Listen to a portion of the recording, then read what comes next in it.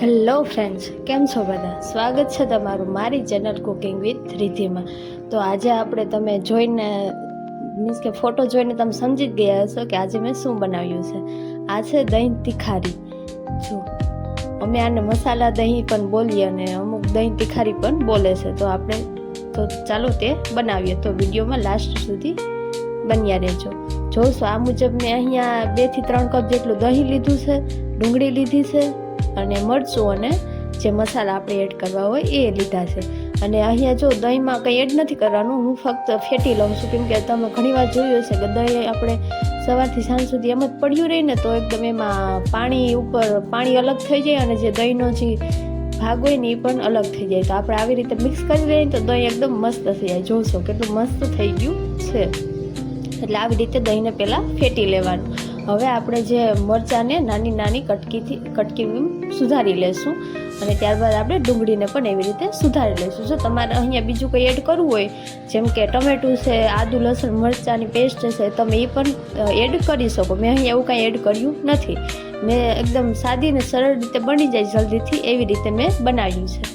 તો મરચાં મેં કટ કરી લીધા છે. હવે આપણે જે ડુંગળી છે એને નાની સાઈઝમાં કટિંગ કરી લઈશું. આ મુજબ જે આપણે સબ્જી નાખવી હોય એની બધી નાની નાની સાઈઝમાં કટ કરવાની, એટલે તે મસ્ત રીતે દહીં સાથે ભળી જાય ને એકદમ આપણી દહીં તિખારી એકદમ મસ્ત બને.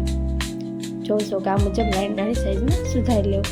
જો મારી રેસીપીના વિડીયો તમને પસંદ આવતા હોય તો મારી ચેનલ લાઈક, શેર અને સબસ્ક્રાઈબ કરવાનું ભૂલશો નહીં. આ મુજબ નાની સાઈઝમાં સુધારી લેવાનું. તો જોશો આપણા ડુંગળી અને મરચાં તૈયાર થઈ ગયા છે. હવે આપણે દહીં તિખારી માટે વઘાર તૈયાર કરવાનું છે, જેના માટે મેં અહીંયા કઢાઈ લીધી છે અને એને ગેસ ઉપર રાખી દીધી છે. હવે આપણે મેં અહીંયા 1 થી 1.5 ચમચી જેટલું તેલ એડ કર્યું છે. તમારે જે પ્રમાણે તમે દહીં લીધું હોય તમારે એ પ્રમાણે એડ કરવાનું. મેં અહીંયા 2 થી 3 કપ જેટલું દહીં લીધું છે તો મેં એ મુજબ અહીંયા તેલ એડ કર્યું છે. જો વધારે દહીં હોય તો વધારે તેલ લેવાનું. હવે આપણે તેલને ગરમ થવા દેવાનું છે. ત્યારબાદ જો તમારે વઘારમાં એક રાઈ, પછી રાઈ ફૂટી જાય, થોડીક રાઈ લેવાની, એક નાની ચમચી જેટલી રાઈ ફૂટી જાય ત્યારબાદ તેમાં 1 થી 2 ચપટી જેટલું જીરું લેવાનું છે અને જે આપણે મીઠા લીમડાના પાન હોય એ એડ કરવાના છે. આ બધું એકદમ મિક્સ થઈ જાય, મીન્સ કે એકદમ ગરમ થઈ જાય તેલમાં, ત્યારબાદ તેમાં થોડીક એવી 1 ચૂટકી એવી હિંગ એડ કરી દેવાની છે. અને હવે આપણે તેમાં જે આપણે મરચાં અને ડુંગળી સુધારેલા હતા એ એડ કરી દેવાના અને એકદમ તેને મિક્સ કરતું રહેવાનું. જ્યાં સુધી ડુંગળીને એકદમ મસ્ત પાકી ન જાય ત્યાં સુધી તેને તેલમાં રાખવાનું છે અને મિક્સ કરતું રહેવાનું છે. આ મુજબ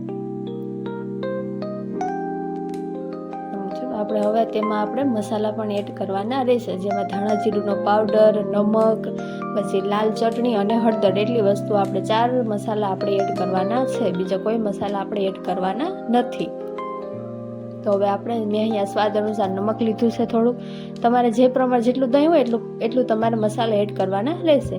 અને એક નાની ચપટી એવી હળદર લીધી છે અને 1 ચમચી ધાણા જીરુંનો પાવડર લીધો છે અને 1 ચમચી જે આપણે લાલ ચટણી હોય એ લીધી છે. હવે તેને મિક્સ કરી લેશું. ચટણીને મસાલા એકદમ મસ્ત રીતે પાકી જાય ત્યારબાદ તેમાં દહીં એડ કરવાનું. જો તમે મેં અહીંયા કઢાઈમાં દહીં એડ કર્યું છે. જો તમારે જે દહીંનું જે વાસણ હોય એમાં આપણે જે વઘાર હોય એ એડ કરવો હોય તો એ પણ થઈ જાય. મીન્સ કે જે વાસણમાં દહીં હોય એમાં આપણે વઘાર નાખી દેવાનું. પણ મેં અહીંયા જેમાં આપણે વઘાર તૈયાર કર્યા છે એમાં મેં દહીં એડ કરી દીધું છે. ત્યારબાદ તેને સારી રીતે એકદમ મિક્સ કરી લેવાનું. જોશો કે આપણો દહીંનો કલર એકદમ મસ્ત બદલાઈ ગયો છે અને એકદમ દહીં તિખારી એકદમ મસ્ત સ્પાઇસી એવી બની ગઈ છે. આ મુજબ મિક્સ કરી લેવાનું. જ્યાં સુધી દહીંનો કલર એકદમ ન બદલાઈ જાય ત્યાં સુધી મિક્સ કરતું રહેવાનું. જોશો કે કેટલું મસ્ત આપણી દહીં તિખારી બનીને તૈયાર થઈ ગઈ છે.